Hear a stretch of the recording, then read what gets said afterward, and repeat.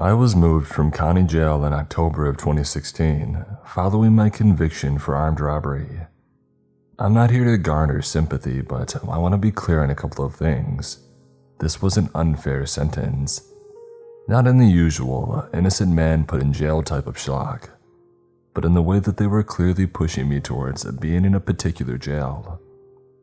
I had my blood tested and my hair was sent to a lab. They took pictures of my fingernails. I had never seen anything like it, but I was basically catatonic. I was in a bad place. I wanted it all to just be over. At the time, I didn't think much about the processing.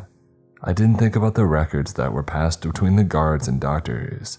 I didn't care much about the blue rubber stamps that were put at the base of every signed legal document. I didn't know what was normal and what wasn't. I just wanted to get into the haze and no brain the next 6 or so years away. I was put in a cell with Lian Soon, a Chinese-American man. To this day, I don't have the slightest idea what he was in for. The guy looked like your average college kid, but there was something off about him. He just had this look of complete disassociation, like he was miles away at all times. He never really looked at you. It was as if he looked straight through you. Then again, a lot of inmates get that. I barely managed to talk to him in the first few days. We agreed that I took the top bunk, but that was pretty much all we had managed to talk about. We had a straightforward schedule too. Breakfast and work up until 11. Lunch, more work, some yard time, and then dinner. After that, we either got to our specialized programming time, religious services, NA, anger management, etc., or an extra hour in the yard, and then back in the cell and lights out by 11. In the first few days, I had to go through a lot of orientation. There were the kind of who's who introductions you might expect, but also just someone pointing to which shelf they locked the detergent. Basic stuff. I got a job at cleaning the beddings. They were so cheap that a firm enough poke would go straight through them like a piece of paper. Washing them was basically putting them in a shredder. We had to go in such a low setting that they rarely ever got clean. I swear that I saw a cockroach in one of the pillowcases once, and the dang thing was still alive after the wash and dry. The pillows were also crap. They ripped easily and feathers would get stuck to everything. Probably wasn't in a room in this whole facility without feathers littering the floor. Heck, they were even in the yard. Most of them were, in fact.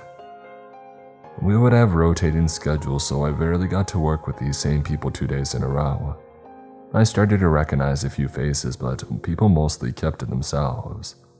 There was no locker room talk, no braggarts, no bravado, just people hunkering down and shutting up. But even early on, I noticed that something was off. I think it all came down to the yard. People stayed away from the prison yard. No one used the exercise equipment. People just stuck to the walls or silently walked by the fences. There were no loud conversations, and no sports, and nothing. And as soon as that free hour was up, people were pushing to get back in. From day one, I got the impression that the yard was a bad place to be, but no one was telling me why. What kind of prison has dust on the free weights? By the end of the first week, I had started to get into the routine. I was out cold by 10 most nights. Heck, I had the bedding with the least holes in them, and I might as well use that luxury. But there was that one night when I just couldn't sleep. I would lay down, then all of a sudden I'd be wide awake. There was this whistling wind that came down the hall, and it just kept echoing in the back of my head. At first it was a wind and then a whistle, and with no other sound around, it kept growing in my head until it sounded like a fire truck siren. I would push my hands against my ears, cover my head in a pillow, but it didn't do a thing. Finally, I just started to mutter to myself, just to fill the air with some other noise. "Please stop," I would whisper. "Please stop." And the funny thing, it did. It stopped. The next day, I was exhausted. I kept nodding off breakfast, lunch, dinner, pretty much any time that I could sit down. The guards would push me awake and the other inmates just sort of stared at me. Some of them actively avoided me, like there was something wrong with me. When it was time for the yard, the guards took me aside and asked me to help clean the common area. No yard time for me, I gotta sweep up some feathers. That night, I went to bed as soon as I could, but the moment my head hit that pillow, I was wide awake again. And down the hall, there was that howling wind. There was no way for me to sleep. The sound just kept growing and all my tiredness was just gone. The whispering didn't work anymore. I had to speak out loud. Around midnight, I was still awake and I was just lying there talking to myself, putting words to the random thoughts in the back of my head to keep my mind occupied. Anything to drown out that awful droning noise outside. I couldn't let it grow further. It was like trying to stop a ship from sinking, one bucket of water at a time. I didn't have the slightest idea how Leon tolerated it, but he didn't say a word. Things just got worse. I couldn't sleep that entire night, so when it was time to get up, I could barely stand. I fell asleep, brushing my teeth, dropping my toothbrush in the sink. I was so used to talking to myself by then that I would blurt out whatever came to mind. I was sleep deprived, exhausted, and just confused, and people took notice. There was this one guy, Marlon, who was about as new as I was. Short, athletic guy who was itching for a fight. I had accidentally bumped into him in the lunch queue, and he went off on me, pushed me out of line, bashed me over the face with a tray, and just started wailing on me. The guards were taking their sweet time, so I just had to take it. But I couldn't. There was just something in me that wanted to hurt this guy. I grabbed his shirt and I looked him in the eyes. "You want to get whipped, Greenie?" I said. "You want us to whip you?" I don't know where the words came from. It was just the first thing that came to mind, and the sleep deprivation just forced it out of my mouth like a hiccup. What did you say?" he stammered. "I asked if the little Greenie wanted a whipping." He backed off. His jaw went slack as he just stared at me, unblinking. Just as I had found words out of nowhere, he had lost them. His eyes teared up as he backed himself up against the wall. The prison guards came up to restrain us, and I could see all the fight had run out of him. "See you at the orchard, Greenie," I added. "Whip, whip." Marlon broke down. He screamed, tears running out of his eyes. He dropped to the floor and the guards had to carry him out. I thought that I would feel good after that, but the way everybody was staring at me made me feel like a museum exhibit. I had this sickeningly wide smile painted on my face, but it wasn't mine. None of this was me. I was losing control and it scared the crap out of me. I was a puppet. That night, I didn't even bother trying to sleep. I knew that as soon as I would lay down to try, I would just be wide awake again. Instead, I tried sleeping on my feet or sitting on the floor. This time, Leon couldn't ignore me. He sat up on his bed, looking at me instead of looking through me. "You want something?" he asked. "You itching?" "Nah," I said, shaking my head. "Just broken, something's not right." "You phobic? Trouble with the walls?" "Maybe, I don't know, I can't sleep." "It looks like you sleep all the time, just not in here." "Yeah," I sighed. "Yeah, that's about right." "They stamp you when you got here. You got any stamps?" "Yeah, some blue ones." "Everyone gets blue ones. What shape?" "I don't know," I shrugged. Leon took a long look at me, and in those few dragging seconds I could hear the wind outside growing louder and I winced. I groaned to drown out the noise, but it was barely working. I might have to scream to keep it together for another night. "They got 2 stamps," he said. "A hand and a sunflower. You sure you don't know which one you got?" "Which one did you get?" I asked. "What do they mean?" "I got the hand," he said. "Most of us did, no idea what it means, but the sunflowers are always a bit." He pointed at me as if to make a point. "Maladaptive." "Private prisons," I chuckled. "BS, all of it." Leon leaned back in his bed and closed his eyes. "Yeah," he sighed. sorting us into flowers and hands like it's daycare. Probably got a woodchuck and a dolphin stamp too. Leon was out like a light, but as expected, I couldn't sleep. I paced back and forth and screamed into a pillow and tried massaging my ears. The scratching noise sort of helped, but I still found myself restless. Finally, I got out of bed and pressed my head against the door. Maybe if I let the wind howl, it'll take pity on me. Maybe it would get to a point where it would either kill me or stop. I didn't care which as long as something happened. But the strangest thing came to me. As I pressed my head against the door, the sound became clearer. The wind softened to a whistle and then a gentle hum. The more that I tried to lean into it to listen, the more beautiful it became.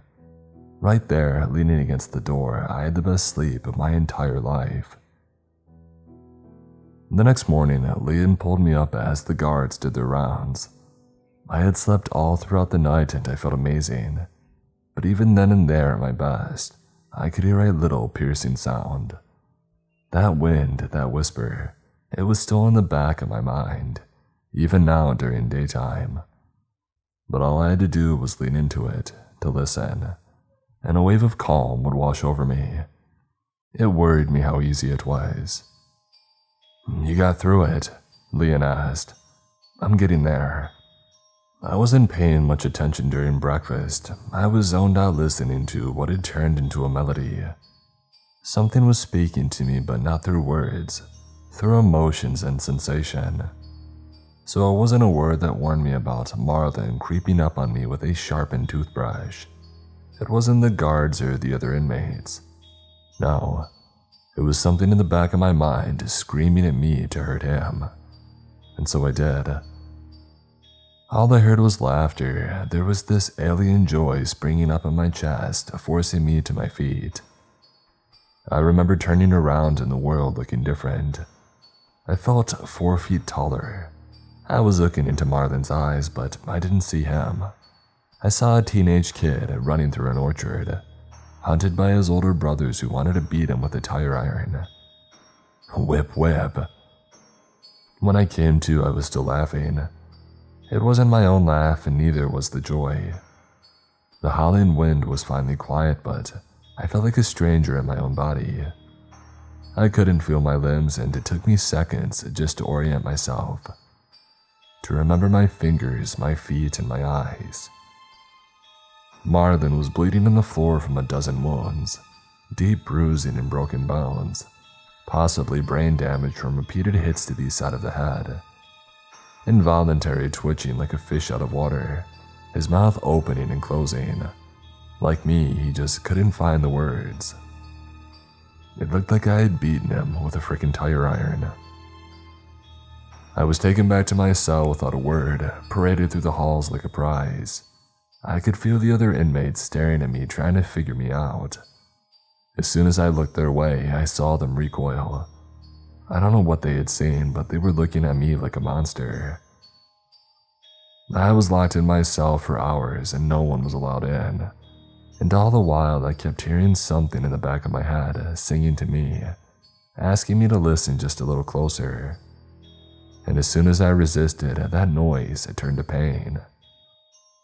Within minutes, I was pacing the cell, spewing whatever nonsense came flooding through my mind. Nonsense about everything and everyone, just noise. When the guards finally opened the door, I turned to them without skipping a beat. They had their tasers ready. "Deb doesn't know if Eddie is really your son," I rambled. "You think he was premature, but she had that time with Irvin at her job the month before. She thinks about telling you. She thinks that might just be the push you need to finally divorce." A taser to the neck and I didn't even feel it. As I dropped to the floor in a spasm, my body was screaming with laughter. "He had her on the copier. She didn't even think about you. She hoped to see him there again the next week." And there, somewhere deep inside, I found my own thoughts and words standing by as someone else held the reins. I wanted to tear my ears out to make it all go away, but I couldn't even move my own hands. I had listened too long and too closely, and now the guards were dragging me by the neck. They took me out to the yard and I heard them talking. They were standing next to me carrying me, but it still sounded like they were in another room. I could barely make out their voices. "The hatchet man mixed up the blood works," they said. "Got the wrong class." "Crap, we got a bloomer?" "We had a bloomer this whole time. It's a Christmas miracle he didn't pop his celly." "So why are we taking him out?" "Just making sure it's protocol." "Forget protocol. Nah, screw off." They held me in the middle of the yard, lining up in a circle around me. The guard that I had been yelling at stayed inside, weeping over a picture. After a few minutes, I felt a tingle in my hands. It felt like being poured back into my body, like my mind was a liquid. It all came back to me one thing at a time: language, memories, senses, choice. Suddenly I was standing up. The wind was clearer out in the open, and it was colder than expected, and I wasn't even wearing my shoes. There is a stillness in the air, but there was something menacing to it, like the eye of a storm. "Nothing's happening," I heard. "We take him in." "Hold on, look up."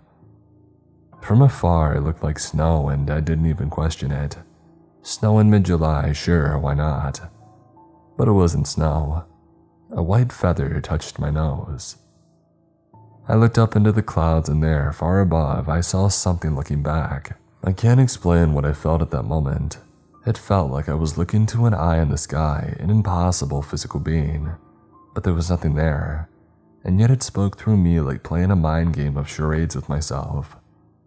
Pictures flashing in the back of my mind, trying to reach an understanding. Hundreds of memories pounding at the front of my brain every second, like a pitcher being filled up and spilling over the edge. I got a nosebleed trying to keep up. My eyes rolled back, but I still felt like I was looking up. It was easier to see with my eyes closed. My mouth seized up from trying to find 1,000 words at once, instead settling on noises and grunts. There were parts that were crystal clear. It showed me memories that I didn't know that I had. It showed me my eyes opening for the first time. Little hands grabbing my mother's cardigan. Her big 80s glasses making her eyes look like a cartoon. It showed me up walking in my crib, reaching for the little toys dancing overhead. And I understood what it meant. That we were born with this instinctual drive to reach beyond our means, to stretch toward the sky, to grab and pull down the unknown to us, making it a part of ourselves.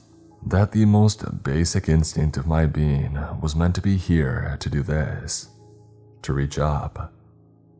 "No," I wheezed. All was silent. I looked down as I floated 6 feet off the ground. "No," I groaned. Memories of long-lost dreams came rushing back. Pleasant thoughts that you don't want to wake from. Promise of love, lust, joy, and comfort. It was all there just waiting for me to take it. All I had to do was reach for it, to reach into the sky and take it. But there was something more. That eye in the sky looking down at me. Not malevolent, not angry, not evil. Just vast beyond comprehension. I was nothing more than a strand of wheat being plucked into the air by a curious farmer. "No, no, no, no," I screamed. They came running up to me. Guards grabbed my legs and pulled me down. Felt like I was being torn in half. Part of me desperately reaching upwards, and my conscious self holding me to the ground. All the while, the pleasant silence was turning from a whisper to a scream. "We got it," a guard yelled as the weather picked up. "Get him out of here, get him." Something let go of me. The guard on my left lost his breath and he suddenly went limp. With nothing but a whistle, I saw him whisk into the sky. Not a word of protest and not a sound. Just a human life growing smaller and disappearing overhead. I dropped to the ground as they scrambled to get inside. Another guard fell flat on his stomach as something invisible grabbed his ankles. Again, a soft whistle and he was gone. A spot in the dark. "Run, come on." The other guards were standing by the entrance, holding the doors open. They were waving at me, desperate for me to just run. But every part of me wanted to stay, to reach up, to touch the sky and go back to that place that I was meant to be, to feel my mother's cardigan between my baby soft fingertips, and to look into the night sky with wonder of what could be. It was all there, and yet my body knew to run. The moment that I got inside, I heard thumping. Chunks of meat sprayed across the yard, fragments of bone getting stuck in the barbed wire, fabric torn into shreds. Whatever was up there was happy now, and the howling wind was silent. We all just stood there. I could barely breathe. I had been so close to surrendering to give into it. Whatever was up there had no intention of caring for me. There was no love, no joy, no comfort. All it could promise me was a swift death at the best, or the life of a sleepless puppet. But for a moment we all just stood there. We weren't inmates and prison guards. In that moment we were all just people, trying to understand ourselves. I got processed the next day. They double-checked my blood. Turns out they had contaminated my result. Sloppy work from the esteemed people at Hatcher and Biotechnica. This time I saw them clearly stamp my papers. Blue ink in the shape of a little sunflower. I was taken out of state. They said it was a matter of security on account of getting in fights with Marlin. Apparently he had broken both legs and his shoulder, but still I knew better. This wasn't a matter of security, this was about fixing a grave mistake. This prison had a purpose, but I wasn't a part of it.